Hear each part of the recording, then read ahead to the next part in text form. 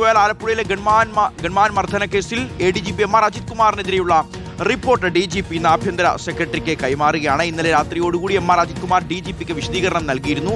Report ലഭിച്ചാൽ MR Ajith കുമാറിനെ suspend ചെയ്യും എന്നുള്ളതാണ് സൂചന. മുഖ്യമന്ത്രിയുമായി കൂടിയാലോചന നടത്തിയതിനു ശേഷമാകും ആഭ്യന്തരമന്ത്രി രമേശ് ചെന്നിത്തല ഈ തീരുമാനം എടുക്കുക. റോഷിബാൽ വിവരങ്ങൾ നൽകാൻ ചേരുന്നുണ്ട്. Roshi, good morning. അപ്പോൾ റോഷി, DGPക്ക് MR അജിത് കുമാർ നൽകിയിരിക്കുന്ന വിശദീകരണം അതെന്താണ്? ഒപ്പം രമേശ് ചെന്നിത്തല ആഭ്യന്തരമന്ത്രിയുടെ ഈ വിഷയത്തിലെ നിലപാടെന്താണ്? ഇപ്പോൾ ഈ നടപടിയെടുക്കാൻ വൈകുന്ന ഓരോ നിമിഷവും UDF സർക്കാരും VD സതീശനും ആഭ്യന്തരമന്ത്രി രമേശ് ചെന്നിത്തലയും അടക്കം പഴി കേട്ടുകൊണ്ടിരിക്കുകയാണ്. ഈ പഴി പുറമെ നിന്നല്ല, അത് ഉള്ളിൽ നിന്ന് തന്നെയാണ്, കോൺഗ്രസ്സുകാരിൽ നിന്ന് തന്നെയാണ്. എന്തിന് സംരക്ഷിക്കണം MR അജിത് കുമാറിനെ എന്നുള്ളതാണ് ചോദ്യം. അപ്പോൾ ഈ ചോദ്യങ്ങൾക്കെല്ലാമുള്ള ഉത്തരം ഒരു കടുത്ത നടപടിയിലൂടെ വരും ദിവസങ്ങളിൽ തന്നെ MR അജിത് കുമാറിനെതിരായിട്ടുള്ളൊരു വലിയ നടപടി തന്നെ ഉണ്ടാകുമോ? റോഷി, എന്ത് പ്രതീക്ഷിക്കണം?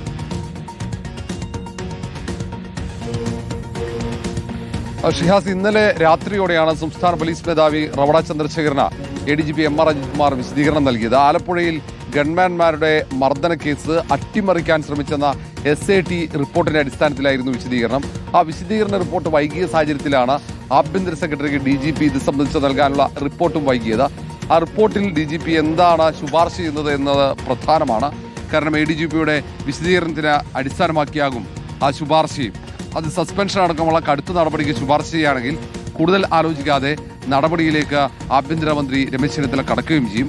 ഏതായാലും ആഭ്യന്തര സെക്രട്ടറിക്ക് റിപ്പോർട്ട് കിട്ടിക്കഴിഞ്ഞാൽ തൊട്ടു പിന്നാലെ തന്നെ ആഭ്യന്തരമന്ത്രി രമേശ് ചെന്നിത്തല മുഖ്യമന്ത്രി VD സതീശനുമായി കൂടിയാലോചന നടത്തും. അതിനുശേഷമായിരിക്കും തുടർ നടപടികൾ സംബന്ധിച്ച് തീരുമാനമുണ്ടാവുക. നിലവിൽ SIT ഇത് സംബന്ധിച്ച് പ്രധാനപ്പെട്ട വിവരങ്ങൾ കൈമാറിയിരുന്നു. അതിൽ 2 പോലീസ് ഉദ്യോഗസ്ഥന്മാർക്ക് കൂടി പങ്കാളിത്തമുണ്ടെന്നാണ് കാണിച്ചത്.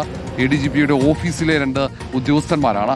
അതേസമയം ADGP ഈ കേസ് അട്ടിമറിച്ചു എന്ന് കണ്ടെത്തിയ ആ സമയത്ത് ഓഫീസിലുണ്ടായിരുന്നില്ല.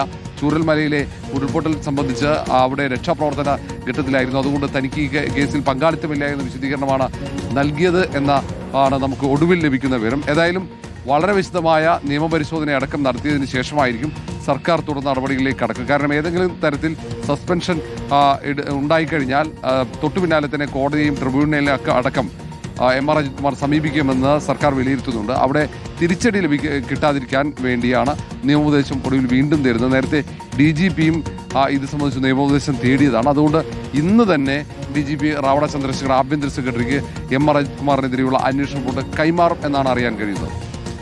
ശരി റോഷി, അപ്പോൾ എന്താണെങ്കിലും ആ ഒരു നടപടി അതെന്തായിരിക്കും, ആ റിപ്പോർട്ട് എന്തായിരിക്കും, അതിൻ്റെ ഉള്ളടക്കം എന്തായിരിക്കും, എപ്പോൾ നടപടി ഉണ്ടാകും,